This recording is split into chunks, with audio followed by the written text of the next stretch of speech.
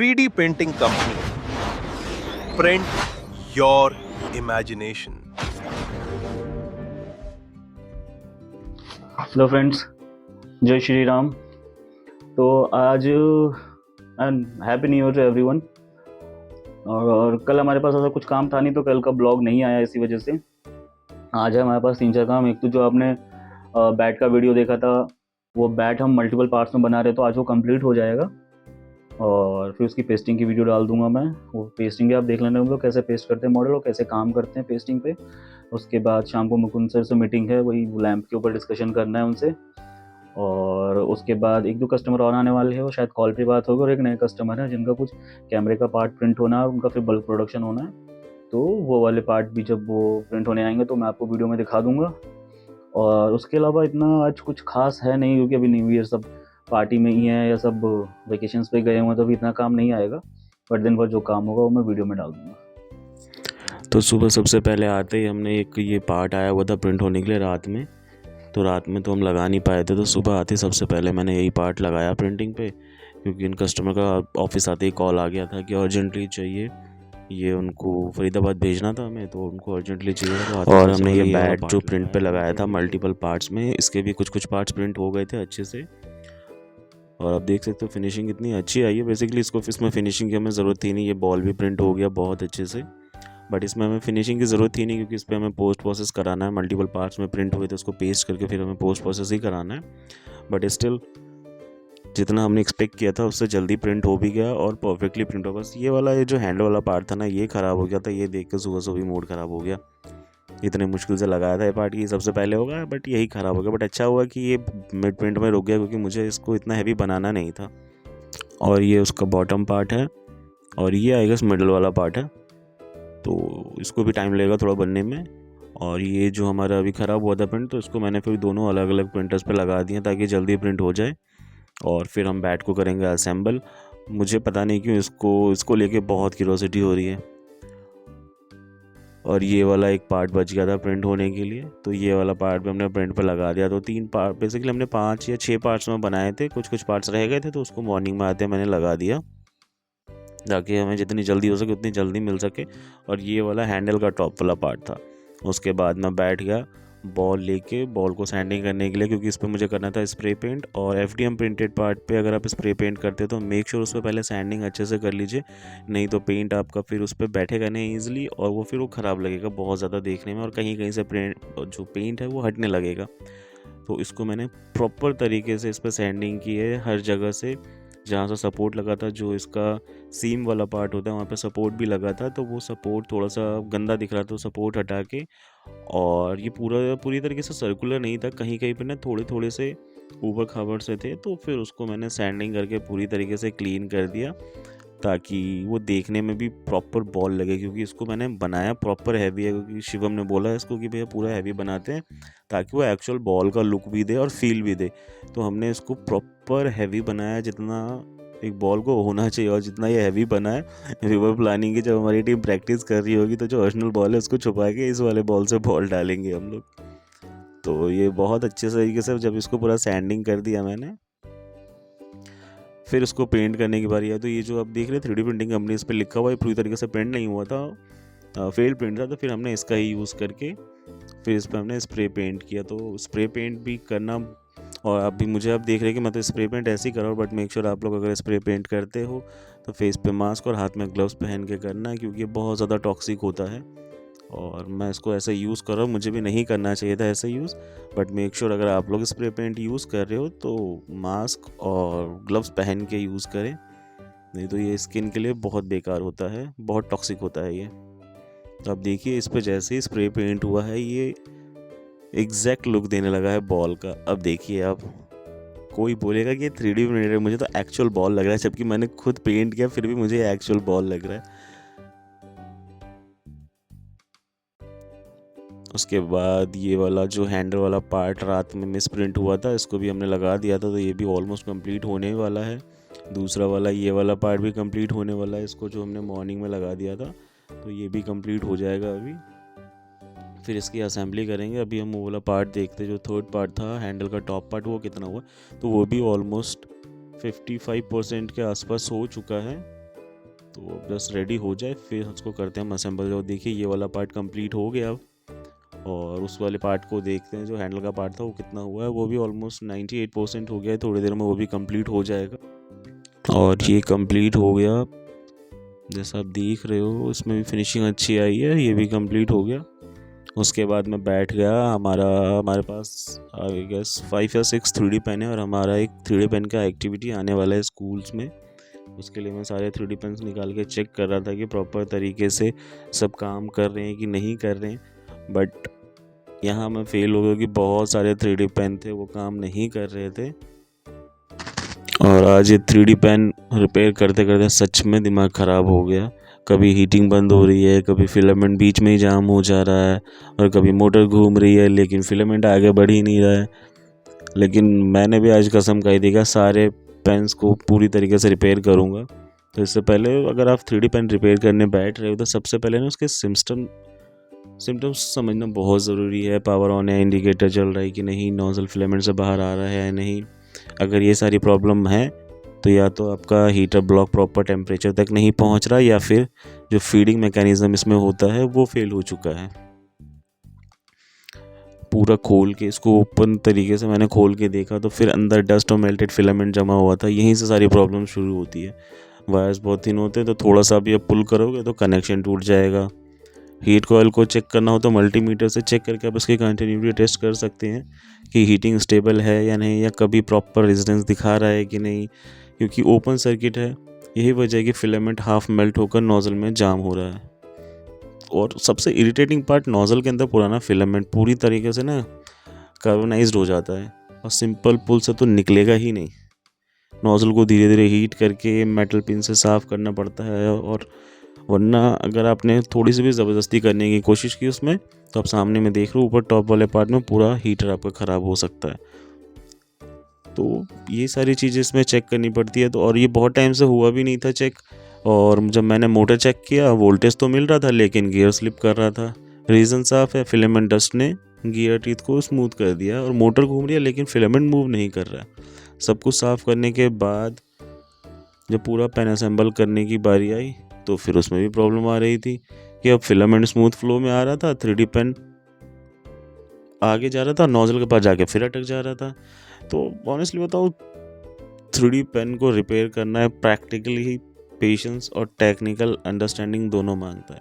अगर आप बिगिनर्स हैं तो फिर आपको बहुत संभल के यूज़ करना पड़ेगा, क्योंकि इसमें जितने भी पार्ट्स लगे हुए हैं वो बहुत बारीक होते हैं। थर्मिस्टर के पास जो भी शोल्डिंग मटेरियल होता है वो बहुत ही डेलिकेट होते हैं। अगर आपने थोड़ा सा भी इसको पुल किया ना तो वो टूट जाएगा।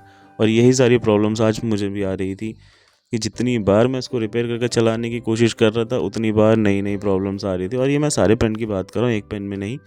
किसी में कुछ प्रॉब्लम थी, किसी में कुछ प्रॉब्लम थी। तो ये सारी प्रॉब्लम्स आज मुझे फेस करनी पड़ी, और आज मुझे पता चला कि सच में 3D पेन रिपेयर करना ना बहुत हेक्टिक का काम है। और 3D पेन रिपेयर करना जितना हेक्टिक का काम है उतना ही यूज़ करना, अगर आपने इसको सेंसिबल यूज़ नहीं किया तो फिर आप प्रॉब्लम में फंस सकते हो। तो जो भी 3D पेन यूज़ करते हैं, मेक श्योर अगर आपका फिलामेंट मॉइस्चर ले रखा है, अगर आपके फिलामेंट में बाइंडिंग का इशू है, कुछ भी प्रॉब्लम है, तो वो फिलामेंट मत यूज़ कीजिए। क्योंकि बहुत लोगों को मैंने देखा है कि जो फिलामेंट मॉइस्चर ले लेते हैं उनके प्रिंटर में, वो उसको 3D पेन में यूज़ कर लेते हैं। मैं आपको बताऊँ, एक हद तक 3D प्रिंटर मॉइस्चर वाला फिलामेंट चला लेगा, क्योंकि उसमें जो नोज़ल लगा होता है वो मेटल का होता है, इसमें मेटल का नोज़ल होता नहीं है। और अगर आपने इसमें यूज़ कर लिया, एक तो इसका जो एक्सट्रूडर होता है वो नॉर्मल मोटर लगा होता है, इसमें स्टेपर मोटर होता नहीं है, तो वो और ज़्यादा प्रॉब्लमेटिक करता है कि अगर उसमें फंस गया तो फिर आपका आधा दिन चला जाएगा उसको रिपेयर करने में, अगर आपको थोड़ी भी इन्फॉर्मेशन है तो। अगर नहीं है इन्फॉर्मेशन तो फिर आपके लिए पूरा पेन बर्बाद है। तो मेक श्योर अगर आप लोग 3D पेन यूज़ कर रहे हो, तो अगर आप ये वीडियो देख रहे हो मेरा, तो अगर 3D पेन यूज़ कर रहे हो तो उसको टेक केयर करके यूज़ कीजिए, क्योंकि इसमें ना बहुत डेलिकेट होता है। आई नो ये ज़्यादा महंगा नहीं आता, बट स्टिल अगर आप लोग यूज़ कर रहे हो तो इसको पूरी इन्फॉर्मेशन के साथ यूज़ कीजिए। आधी अधूरी वीडियो मत देखिए। अगर आप वीडियो देख के भी यूज़ करें तो आधी अधूरी वीडियो मत देखिए। और 6 में से 5 पेन तो हमारे चल रहे थे, एक पेन में प्रॉब्लम आई थी, वो ये वाला पेन है। मैंने सारी वीडियोस नहीं बनाई थी, ये वाले पेन में प्रॉब्लम आ रही थी तो फिर मैंने इसको एज इट इज़ छोड़ दिया था। उसके बाद ये वाला जो बैट का छोटा वाला पार्ट रह गया था वो भी बन के कम्प्लीट हो गया था, और अब फिर मैं चलते हैं अब हम बैट असेंबल करने। तो बाकी सारे पार्ट मैंने पेस्ट कर लिए थे। ये बैट का ये पूरा का पूरा कंप्लीट पार्ट था, इसको पेस्ट तो कर दिया था, बट मुझे कहीं से लग रहा था कि इसमें स्ट्रेंथ की प्रॉब्लम आएगी। तो फिर मैं इसमें मेटल हीट करके जहाँ जहाँ जॉइंट है वहाँ पे मेटल को इनग्रेव कर रहा था ताकि वो होल्ड कर पाए और उसको स्ट्रेंथ मिल जाए। बट वो उसमें मैं सक्सीड हुआ नहीं, क्योंकि जो एक्चुअल मेटल चाहिए था वो मेटल मिला नहीं मुझे। और उसके बाद ये वाला एक पार्ट आया था कस्टमर का, जिन्होंने गूगल पे से नंबर लेके मुझे कॉल किया था। कुछ इनका ये कैमरे का एनक्लोज़र टाइप था। उसके बाद मैं ये बैट का हैंडल पेस्ट करने लगा था पूरा असेंबल करके, क्योंकि आज मुझे करना ही था इसको, कैसे भी 3 दिन से हो रहा था, मुझे करना ही था। तो मैं सारे पार्ट देख के, अभी आपने मुझे जो पीछे देखा ना, वो मैं एलेक्सा पे चिल्ला था कि उसका साउंड एकदम से बढ़ गया था, तो फिर मैंने उसको स्टॉप किया। और यहाँ पे जो मेरे टीम मेम्बर्स हैं, मेरा हर चीज़ में वीडियो बनाते, तो उनको थोड़ा छोटा सा लुक दिया। और इसको प्रॉपर अभी भी आप देख रहे हो कि मैं कोई भी चीज़ पेस्ट करता हूँ अगर FDM प्रिंटेड, तो मैं पहले उस पर सैंडिंग करता हूँ, उसके बाद ही उस पर कोई भी एडहेसिव लगाता हूँ, नहीं तो वो बिल्कुल भी पेस्ट होगा नहीं। आपका मटेरियल वेस्ट होगा, आपका जो भी आप मटेरियल यूज़ कर रहे हो, जो भी लिक्विड यूज़ कर रहे हो, वो वेस्ट होगा और वो बिल्कुल भी स्ट्रेंथ नहीं देगा। तो अभी आप देख रहे हो 2 पार्ट मैंने लगा दिया, थर्ड पार्ट को मैं फिर से वहाँ पे सैंडिंग कर रहा हूँ, ताकि वहाँ पे ना थोड़ा सा पाउडर जनरेट हो, और वहाँ पे थोड़ा सा जब मैं फेविक्विक या जो भी एडहेसिव लगाऊं वो वहाँ पे उसको स्ट्रेंथ मिल सके। तो हमारा बैट बन के रेडी है एकदम। इसको हमने 1 2 3 4 5 6 7 7 पार्ट में बनाया था। ये वाला मिडिल वाला पार्ट एक्सीडेंटली बना है, जरूरत थी नहीं उसकी, बट कोई नहीं, बन के तो रेडी हो गया। इसको पेस्ट भी कर दिया हमने। पेस्ट कैसे किया है वो आपको हमारे ब्लॉग में दिख जाएगा कि हमने क्या क्या डाला है इसमें, क्या क्या करके पेस्ट किया है। स्ट्रॉन्ग तो बन गया, बट इसको सूखने में ना भी जाएगा 12-13 घंटे। तो एक बार सूख जाए फिर पंकज के पास इसको भेजेंगे पोस्ट प्रोसेस होने के लिए, फिर जब रेडी हो जाएगा फिर मैं आपको दिखाऊंगा। फिर उसके बाद शाम को मुकुंद सर आए थे, उनसे डिस्कशन हुई, जो भी उनका वो लैम्प का वो बिज़नेस स्टार्ट करना चाह रहे हैं, उस पर डिस्कशन हुआ कि कैसे हम इसके प्राइस को कम कर सकते हैं, क्योंकि मार्केट प्राइस ज़्यादा है और 3D प्रिंटिंग कॉस्ट भी ज़्यादा आ रहा है, तो उस हिसाब से वो मार्केट में सेल आउट नहीं हो सकता। तो उस पर भी हमारा डिस्कशन हुआ। उसके बाद नए नए मटेरियल्स पे और क्या हम ट्राई कर सकते हैं, उन्होंने भी मुझे बताया। फिर उनको एक प्रिंटर लेना है, तो उस पर भी डिस्कशन है। फिर देखते हैं अभी और कैसे काम करना है। उसके बाद ये वाला पार्ट जो हमने लगाया हुआ था ये कंप्लीट हो गया था, और हमने 2 घंटे का टाइम दिया था कस्टमर को, बट 2 घंटे से पहले ही कंप्लीट हो गया था। और फिर जब हमने कस्टमर को भेजा तो उनको भी बहुत पसंद आया। वो आए थे खुद लेने, तो उनको हमारा सेटअप देख के भी अच्छा लगा और पार्ट की क्वालिटी देख के भी अच्छा लगा, तो हमें रिव्यू भी दे के गए हैं। और अभी उनका ये बल्क प्रोडक्शन होना है, तो ये वाला सैम्पल है, एक बार सैम्पल कंफर्म हो जाए उसके बाद इसके बल्क प्रोडक्शन पे जाएंगे। तो फ्रेंड्स हो गया, ऑलमोस्ट 6:30 बजने वाले हैं। जो सारे काम हमने कर लिए आज के, और आपने देखा है आज हमने क्या क्या बनाया। एक तो बैट हमारा कंप्लीट हो गया। बैट को मैं पोस्ट प्रोसेसिंग के लिए दूंगा कस्टमर को, पंकज जी को। वो उस पर पोस्ट प्रोसेसिंग करके उस पर फिनिशिंग करके फिर उस पर मैं स्टिकर लगाएंगे। फिर कल या 2 दिन के बाद उसमें मैं दिखाऊंगा मैं क्या फिनिशिंग की हमने और क्या क्वालिटी आ रही है उसकी। और वो बैट हमने खुद के लिए बनाया है, तो अच्छी फिनिशिंग चाहिए। एक हमने ट्रॉफी बनाई थी, वो आपको दिखाई था। अब ये बैट और बॉल दोनों हमने बनाया है, ये हमने अपने लिए बनाया है। और फिर मुकुंद सर आए थे तो उनसे भी मीटिंग हो गई। उनका लैम्प का थोड़ा प्राइसिंग पे भी डिस्कशन चल रहा है, और कुछ और भी हमने ऑप्शंस देखे हैं, तो उस पर फिर हम बात किया हमने, और उस पर जो भी अपडेट होगा फिर मैं आपको बताऊंगा। और उसके बाद हाँ, एक कस्टमर आए थे, उनको गूगल से उन्होंने नंबर लिया था, तो उनका एक सैम्पल प्रिंट हुआ है, कुछ कैमरे का बॉक्स है वो। और फिर उसके बाद उनका वो बल्क प्रोडक्शन होना है, तो एक बार ही वो फाइनलाइज कर लेंगे, उसके बाद बल्क प्रोडक्शन पे जाएंगे। और दूसरा आज हट पे अपडेट आया था हमारे पास। वो हट पे अभी हमें क्या करना है कि फाइनल हमें पूरा एक्रेलिक बॉक्स लगा के, और उसमें एक एक्स्ट्रा चेंज हुआ है कि उसमें एक पार्क बनाना है छोटा सा, और छोटे छोटे मिनिएचर्स लगाने हैं उसमें, ह्यूमन मिनिएचर्स लगाने हैं बेसिकली, बच्चों को दिखाने के लिए कि उसमें बच्चे आसपास में आंगनबाड़ी में खेल रहे हैं, तो वो बना के देना है। तो वो 2 दिन में हम बना के दे देंगे, उसके बाद फिर उसकी प्रोडक्शन शुरू करेंगे। और उसके बाद जो मैंने बताया था कि हमें एक ह्यूमन मिनिएचर्स बनाने हैं, अराउंड 52 पीसेस हैं, तो वो ह्यूमन मिनिएचर्स पर ये अपडेट आया कि अभी उनका डिज़ाइन प्रोसेस में है। फर्स्ट डिज़ाइन जब उनका रेडी हो जाएगा तो वो सैम्पलिंग के लिए देंगे, वो सैम्पल बना के फिर हम उनको दे देंगे। तो ये रहा आज का पूरा अपडेट। और आज हम जा रहे हैं किरण के घर उनकी मम्मी को देखने के लिए। उनकी मम्मी की तबीयत ख़राब थी, तो वो देखने जा रहे हैं आज। और उसके अलावा आज हमने थोड़ी चीज़ें एक्सप्लोर की। और अब मैं जितने भी यहाँ पे लोग हैं अवेलेबल हैं, उन लोगों को मैं डिज़ाइनिंग पे भी ट्रेनिंग दे रहा हूँ कि एक बार डिज़ाइनिंग की वो लोग सीख सकें। जो बेसिक्स हैं डिज़ाइनिंग की वो उनको सिखा रहा हूँ, एक बार वो सीख लें। बाकी हमने न्यू ईयर्स पे अब ये रेजोल्यूशन निकाला है अपने लिए कि अब हम एवरी डे एटलीस्ट 6 रील्स डालेंगे इंस्टाग्राम पे और यूट्यूब पे। तो ये हम फॉलो कर रहे हैं, और मैं छोटी छोटी चीज़ों का रील्स डालना शुरू कर रहा हूँ। बाकी जो मेरे पास कमेंट आया था ना कि आप जो भी प्रिंट कर रहे हो उसका पूरा स्लाइसिंग से लेके प्रिंटिंग तक की वीडियो डालो, तो फिर ना वो अलग अलग सेगमेंट पे होगा। और अभी साइकिलिंग भी शुरू किया उसका एडिट, फिर बाकी सारे वीडियोस भी एडिट करना थोड़ा टफ हो जाता है, बट धीरे धीरे टाइम मैनेज करने की कोशिश करूँगा। फिर सारे सेगमेंट पे ना अलग अलग ब्लॉग बना के सारे वीडियोज़ के अलग अलग ब्लॉग बनाऊँगा, और जो भी हम पार्ट्स प्रिंट करेंगे तो उसका सबका अलग अलग बना के फिर मैं उस पर डाल दिया करूँगा। तो थोड़ा टाइम लगेगा, बट हाँ यूज़ टू हो जाऊँगा, थोड़ा टाइम मैनेज होना शुरू हो जाएगा, फिर वो भी डालना शुरू करूँगा। तो यही था आज का अपडेट। बाकी कल जो भी काम होगा फिर उसमें मैं कल आपको अपडेट देता हूँ, और जो बॉक्स बन के गया उस पर कल कस्टमर हमें अपडेट देंगे तो फिर मैं आपको उस पर अपडेट दे दूँगा। तब तक जय श्री राम। और ये हमारा बिहाइंड द सीन छोटा सा कितनी हम एफर्ट लगाते हैं।